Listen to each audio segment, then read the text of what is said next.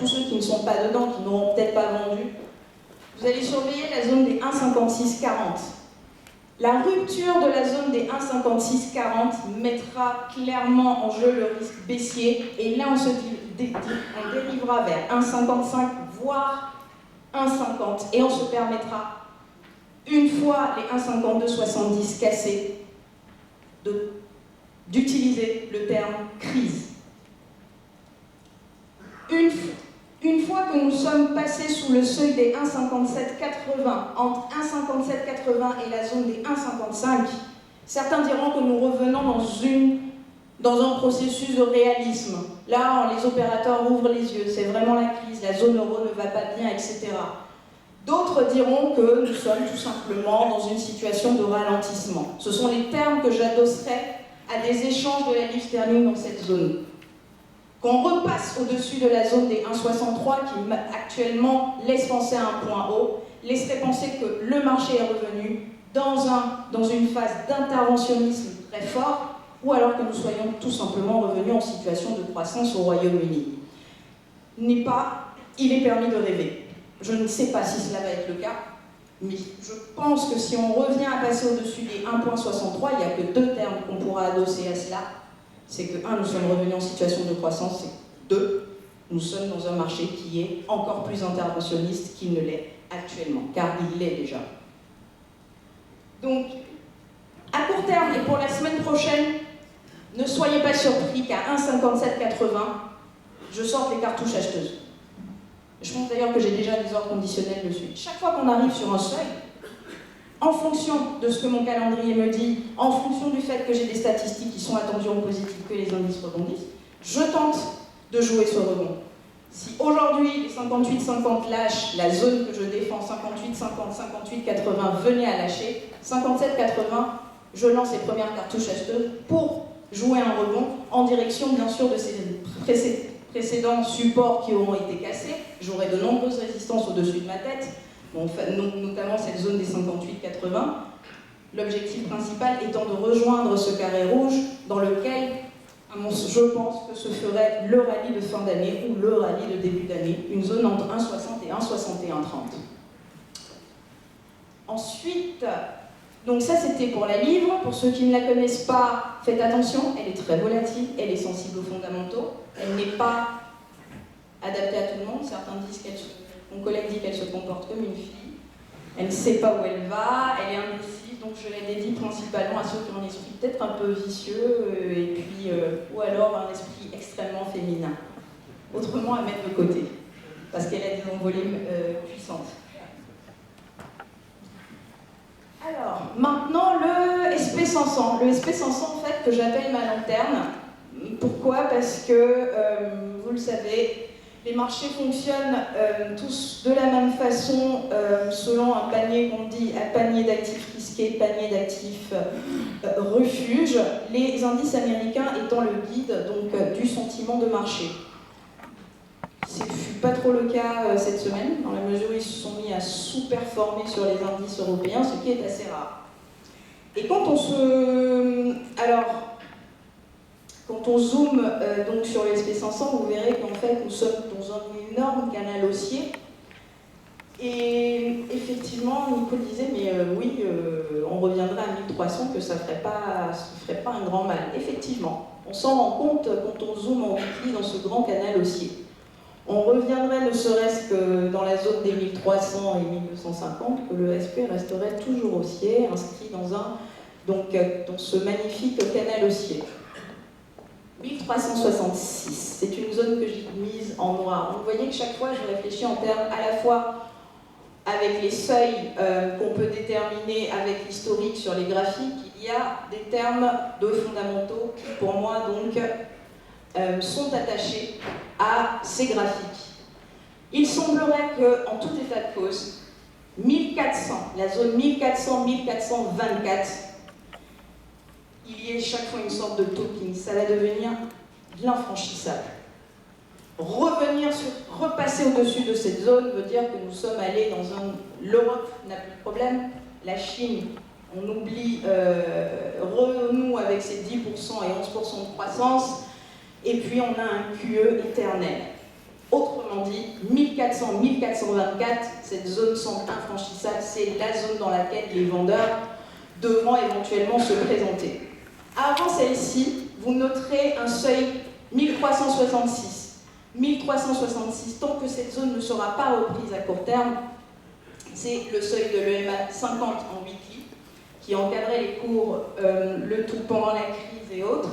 Tant que cette zone des 1366 ne sera pas reprise, il ne sera question de revoir la zone des 1400-1424. 1400, c'était la zone que j'attendais pour tenter des stratégies vendeuses et puis jouer une consolidation, une correction de ces indices qui, en fait, qui est tout à fait légitime parce qu'on est allé très haut, très vite. Certains diront sur des choses qui sont complètement fausses, en ce sens qu'on injecte des liquidités sur le marché qui ne donnent rien. Ça, je m'en écure. Personnellement, je trouve qu'il ne faut pas en tenir compte. Là où il y aura du business à faire, c'est dans la zone 1323-1290. Si vous zoomez en mensuel, vous verrez que 1323 correspond à une oblique que l'on retrouve en mensuel. Sur le SP500, c'est également le seuil de la MM20 mensuel. Entre 1323 et le seuil psychologique des 1290, il y aura du business à se faire. Cela veut dire que nous serons revenus dans des périodes d'aversion pour le risque. Et qu'est-ce qui fera qu'il faudra intervenir dans cette zone pour jouer un rebond en direction donc de ces fameux 1366, voire 1400? Pour cela, il faudra étudier le calendrier. D'ici la fin de l'année, vous savez qu'il y a quand même des échéances qui pèsent sur nous. Il y a la zone euro, qui n'est toujours pas en bonne santé. On attend toujours une aide de l'Espagne. Quand vont-ils demander cette aide? Je ne sais pas. Donc ils viennent d'annoncer qu'ils prévoient un sommet exceptionnel début janvier. La zone euro vient d'annoncer qu'ils prévoient un sommet exceptionnel début janvier. Cela est assez intéressant en ce sens que c'est en fin d'année que va se régler le fiscal cliff. Et si jamais ces deux gros dossiers venaient à être clarifiés d'ici la fin de l'année, que le SP500 se retrouve dans ce gros carré vert dans la zone des 1290-1323, là, je pense qu'il y aura de l'argent à se faire à l'achat. Tant qu'on ne casse pas la zone des 1250, tout va bien. Sous les 1250, là on va parler vraiment de marché extrêmement baissier, on va parler de crise. Pour le moment, le terme crise, il est adossé, je trouve, à tout et n'importe quoi. La vraie crise, elle interviendra quand on cassera la zone des 1250 sur le SP500. Et une fois que les 1250 seront cassés sur le SP500, la prochaine zone à mettre à profit sera une zone entre la zone des 1085 et celle des 1037.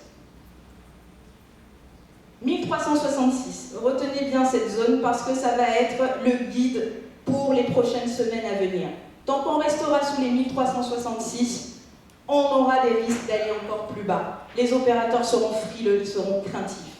Reprendre cette zone des 1366, ça va laisser la porte ouverte. 1400, 1424, en fonction des statistiques, en fonction des annonces que nous aurons, nous pourrons ensuite rejoindre ces zones et advienne que pourra, savoir que si on revenait avec de mauvaises nouvelles, on consolidera.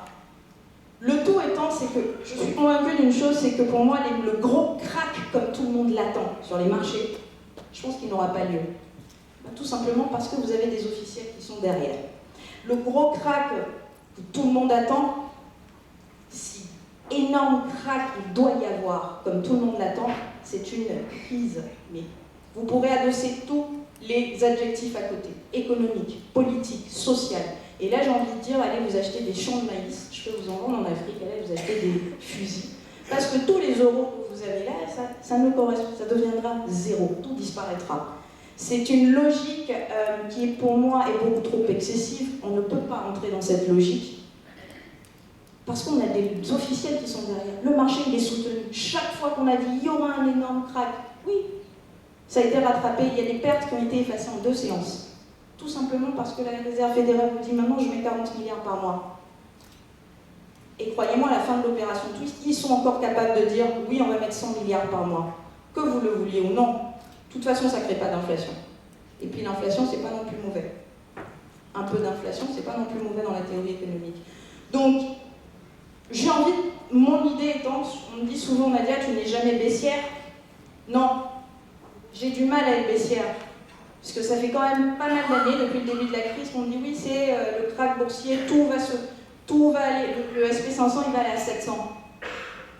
J'aimerais bien savoir comment il va aller à 700 avec une réserve fédérale qui n'arrête pas de printer derrière de la monnaie et qui va continuer de soutenir ce marché. Donc je refuse d'entrer dans cette logique, je pense que nous allons en fait naviguer pour les années à venir dans des ranges qu'on va élargir au fur et à mesure en fonction des news. Une bonne nouvelle, on va l'élargir par le haut, une mauvaise nouvelle, on va l'élargir par le bas. Mais à ce jour, le SP500 à 700, à 800 comme certains l'envisagent, non. Et c'est mon avis d'ensemble sur les marchés. Voilà pourquoi est-ce que je dis que vendre à tout prix, non. Vendre à moyen terme, non. Parce que le moyen terme, aujourd'hui, je ne sais plus ce que c'est. Combien de fois on a fait des tops qui ont été effacés en 2 jours? J'ai appris à réduire mon horizon, je vais fonctionner maintenant à 1 à 2 semaines, pas plus. Je n'ai pas de visibilité à plus de 2 mois, à plus de 3 mois, ben, tout simplement parce que derrière j'ai des officiels qui, à la moindre parole, à certains termes qu'ils utilisent, le marché il s'envole de 300 points. Et ça bouleverse toutes les analyses qu'on pourrait faire à se dire, ah ben, en réfléchissant uniquement vis-à-vis de l'économie réelle, vis-à-vis du fondamental, tout va mal, donc tout doit aller à la cave. Or, ce n'est pas le cas. Donc voilà pourquoi est-ce que je vais réfléchir en termes de zones chaque fois. Donc identifiez bien les zones. La zone des 1290-1323, on s'y retrouve en fin d'année. Résolution du fiscal cliff, demande d'aide de l'Espagne. Là, il y aura des boutons à appuyer sur achat, parce que le marché va repartir, et je pense de façon fulgurante. Maintenant, après le SP500, ben, le pétrole, qui fait partie de mes actifs préférés parce qu'il est très volatile, parce qu'il a une composante à la fois économique et une composante politique.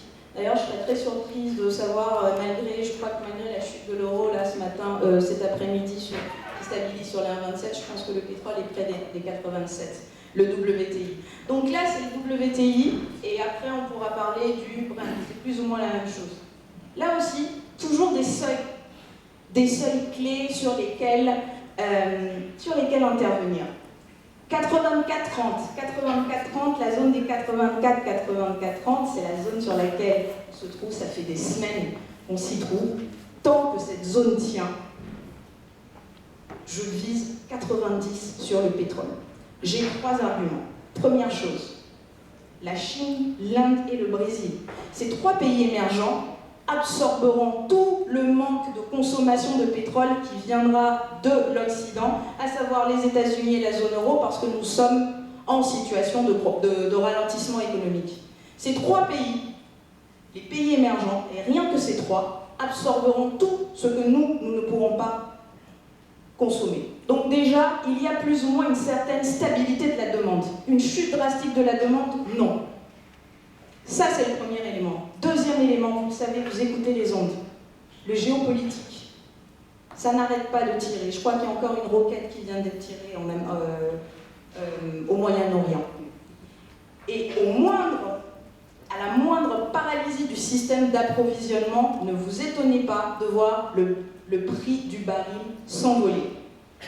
Donc 84-30, tant que cette zone des 84 tient, je continue de penser que le pétrole va rejoindre la zone des 90. Une fois les 90 atteints, il faut savoir qu'il y a c'est une grosse zone de résistance. Passer au-delà de cette zone, on va devoir brandir quelques arguments. L'interventionnisme, je vais surveiller. Est-ce que la Fed continue d'intervenir? Est-ce qu'il y a d'autres interventions qui sont prévues? Certains diront, mon collègue notamment dira oui, c'est de la poudre aux yeux. J'ai mis poudre aux yeux pour interventionnisme. Moi, j'appelle ça de l'interventionnisme, certains appellent ça de la poudre aux yeux. Parce que c'est pas normal d'autant injecter des liquidités dans l'économie. Moi, j'appelle tout simplement ça de l'interventionnisme. Et le scénario de la guerre. Si on a un embrasement au Moyen-Orient, le baril passera potentiellement au-dessus de la ligne des 90, et là on se retrouve avec une autre zone de résistance, la zone des 93-70. Une fois celle-ci passée, le seuil psychologique des 100 $ le baril reste complètement atteignable. Et au-dessus de 100 $ les barils, je vous ai mis cartouche, parce que là il faudra quand même sortir les cartouches et commencer à envoyer des ordres vendeurs, ne serait-ce que pour jouer une consolidation. Si on passe sous la zone des 84, là on commencera à parler de ralentissement économique, récession pour certains. Et entre 84 et 80, il y a du business à se faire. Mais celui qui n'a tout simplement pas envie de trader dans un range aussi large, il va tout simplement se placer aux extrêmes. Vous savez que si on casse 84, la prochaine grosse zone elle est à 80. Donc j'attendrai pour acheter la zone des 80. Passer sous la zone des 80, là je peux vous dire que l'OPEP ressortira, jouera certainement une carte. Abaissement des quotas, via les quotas, fera quelque chose pour que le prix du baril remonte. Aujourd'hui, on a l'impression d'être un tout petit peu au milieu de nulle part. Si on reprend toute la baisse qu'il y a eu, sachez que le pétrole marche très bien avec les Fibonacci. Vous prenez toute la baisse qu'il y a eu au niveau de la crise, vous verrez que ces seuils que je vous ai donnés correspondent à quelques pips près à des retracements de Fibo.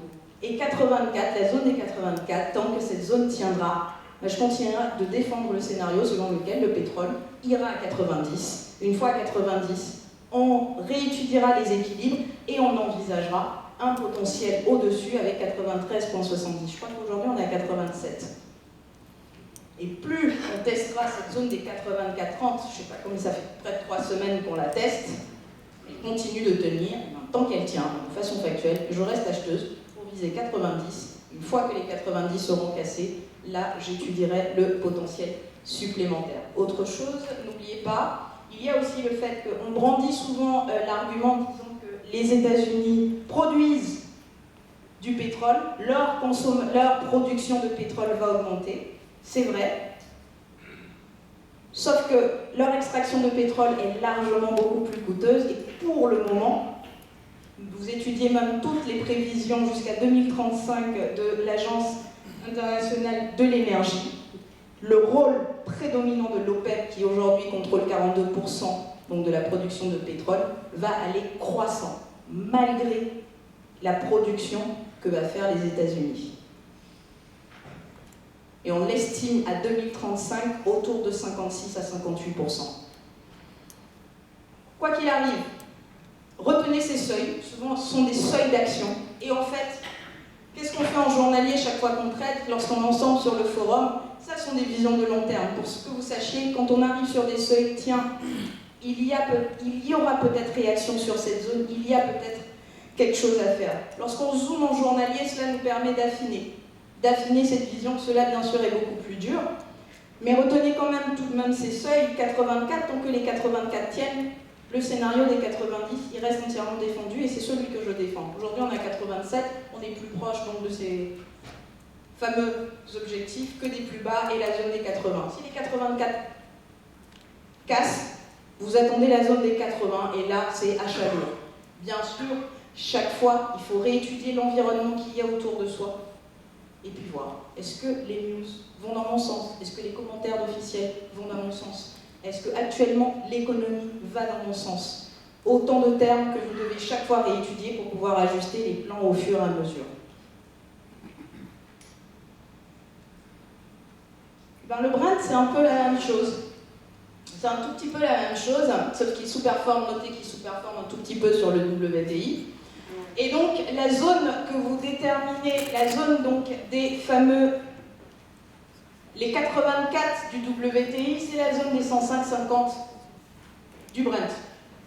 Tant que cette zone tient, le Brent peut aisément rejoindre la zone des 114,50, 116,50. Zone dans laquelle il a tout de même topé, il a fait rarement, de temps à autre, il a fait des excès, mais il y a un processus de topping qui s'effectue. Donc dans cette zone de 200 points entre 114,50 et 116,50. Palier intermédiaire, la zone des 110. Malgré donc tous les tirs qu'il y a de l'autre côté, les tirs d'obus, malgré le fait que les indices... On n'arrive pas à passer la zone des 110. Et pour passer cette zone des 110, je pense qu'il faut attendre une chose, c'est que le rebond sur les indices américains se fasse. Quand vous voyez où est situé le pétrole actuellement, il suffit que les indices fassent un rebond de 300 points pour qu'on se retrouve non loin des 114,50 sur le Brent. Aujourd'hui, je ne sais pas où il est, je pense qu'il est dans la zone des 109, 70, 110, 108, 108, 70. Il ne parvient pas à passer la zone des 110. Les 110 seront le premier rempart au-dessus duquel on se permettra donc de viser ces fameux 114,50. Et entre 110 et 105,50, tout reste possible. Et c'est dans ce range en fait que nous jouons depuis 2 semaines. Ça fait plus de 2 semaines. En journalier, vous vous mettez, vous avez de l'argent à vous faire entre 105,50 et 110. Le tout, c'est l'entrée et le timing d'entrée. Si les 105 venaient à casser, prochaine zone majeure sur le Brent, la zone descend sur laquelle on retrouve une oblique. Passer sous la zone descend, là, on parlera de récession économique et il y a de nombreux supports à mettre à profit. Seuil psychologique des 89, la zone des 80 et enfin les 72,50. Sous les 72,50, c'est un peu comme sur le WTI. L'OPEP, via des quotas, fera quelque chose pour que le prix du baril remonte. Et passer donc au-dessus de la zone des 116,50 nécessitera bien sûr le fait que nous soyons dans une guerre au Moyen-Orient, un fort interventionnisme. Et là, comme sur le WTI, il va falloir penser à sortir les cartouches, notamment le seuil psychologique des 120. C'est le seuil qui marque donc la borne haute du triangle dans lequel est inscrit en fait le Brent, depuis ses plus hauts, à 120, c'est cartouche.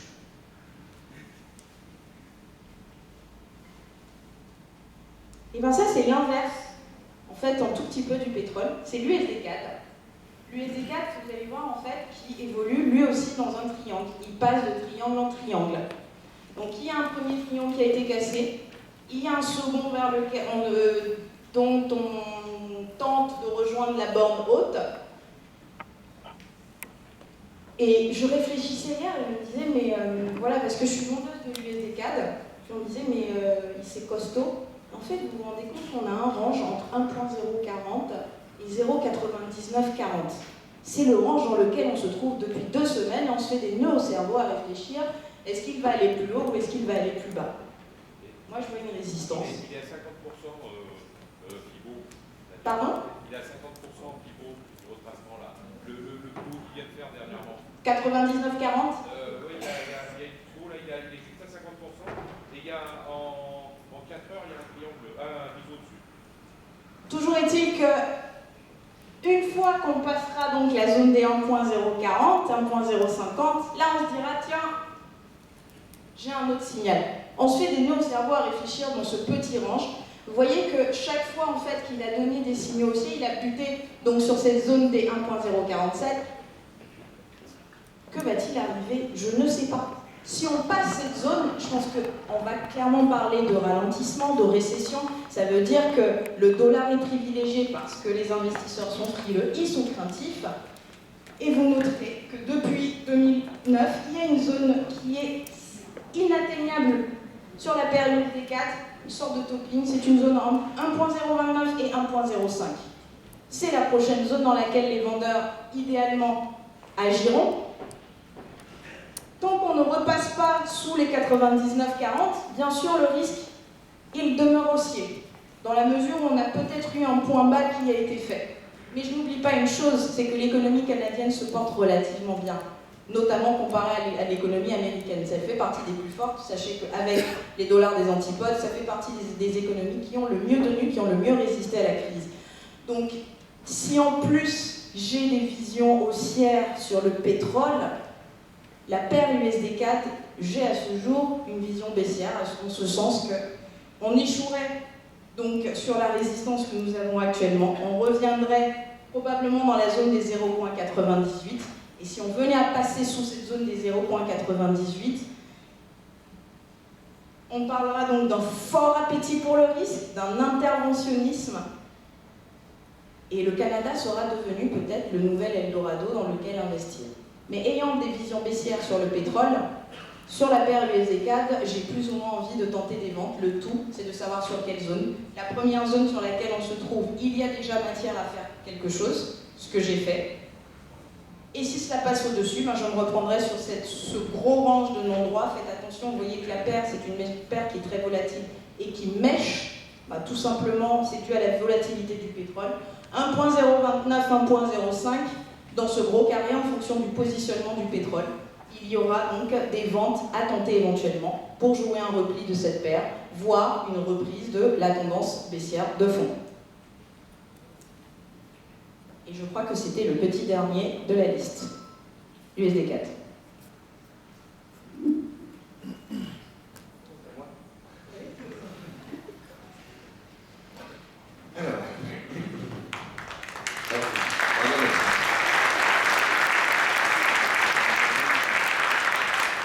Nadia, que vous pouvez retrouver tous les après-midi pour son point de Wall Street à 15h15, ainsi que les sessions de trading en live. Je crois qu'on va arriver sur des semaines avec un programme assez sympathique, peut-être pas la suivante, mais dans 2-3 semaines, il va y avoir des semaines assez chargées. Alors, je crois déjà la semaine prochaine, je crois qu'on a des commandes de biens durables, on a l'USM manufacturier. Les 2 prochaines semaines sont des semaines très chargées en termes de statistiques. Je crois qu'il y aura près de 3 sessions de trading en live par semaine, je crois, vis-à-vis des statistiques. Vu les statistiques, déjà la semaine qui arrive et la semaine d'après, ce sont 2 grosses semaines chargées en statistiques. De toute façon, vous savez que le premier vendredi déjà de chaque mois, c'est le NFP. Donc oui, bientôt. Voilà, donc Adrien à 9h15, Nadia l'après-midi, et puis moi à 11h. Alors, moi j'ai 2 stratégies. La première, c'est de suivre mes collègues. Alors, l'USD-HKD, je suis à Adrien à 4000%. Là-dessus, le seul inconvénient, c'est que la marge requise est élevée. Mais quand on. Enfin, je veux dire, il n'y a pas beaucoup de coûts en bourse, on peut vous dire qu'il y a 99% de chance de gain quand même. Donc, la semaine prochaine, je pars du principe que 99% des gens qui sont dans cette salle auront au moins une petite ligne dans leur portefeuille. C'est un PEG qui est défendu pendant 30 ans, on achète, on met un stop à 60-80 points, on peut en gagner 500. Parce que dans les marchés actuels, vous connaissez beaucoup de stratégies. Là, lundi, en arrivant sur les marchés, vous vous dites, c'est bon Nico, j'ai une stratégie, ratio risque-gain, 1 pour 6, 1 pour 8. Avec réalisation, probabilité 90%. J'en ai aucune. Le problème de ces stratégies-là, c'est que ça prend du temps, c'est que ça peut durer 3 mois, 6 mois, 9 mois, c'est comme l'euro CHF. Bah oui, mais en attendant, il y a 90% de chances de gain, et quand on fait du trading, c'est ce genre de choses qu'on cherche. Moi, je vais tout simplement revenir sur l'euro, la paire la plus traitée. L'euro, pour moi, c'est simple. Il y a un seuil, c'est 26,70. Sous 26,70, c'est le trou. Voilà. Donc, sous 26,70, soit les plus hauts de juin et les plus bas de janvier, et la MM20 hebdomadaire, et tout ce que vous voulez. J'ai écrit des analyses la semaine dernière et début de cette semaine pour vous dire on est à 26,70-27, c'est une belle zone, on peut y faire déjà ça, ça devrait rebondir vers 28, 20 et 29, c'est pas mal du tout. Et puis dans l'analyse d'hier, je vous ai dit on est revenu à 28, je sens pas les marchés, on est sous MM200, quitte à rater des points à la hausse et à me prendre un stop sur des ventes, je repasse dans le sens de la dynamique baissière mensuelle, hebdomadaire et journalière. Des paires qui sont en tendance sur toutes les unités de temps, il n'y en a quand même pas 10 000. Je suis repassé baissier hier sur l'euro à 27,93 et j'ai renforcé aujourd'hui toute la journée, dont 27,43 ce matin avant de venir. Donc là, on finit la semaine à 27, on est pile poil sur une zone de prix travaillée, 27 précédemment ces dernières séances avec une mèche basse à 26,60. Il faut être conscient d'une chose, c'est qu'on peut casser des seuils et revenir au-dessus si des bonnes nouvelles tombent. Si 26,70 casse, on peut se retrouver à 25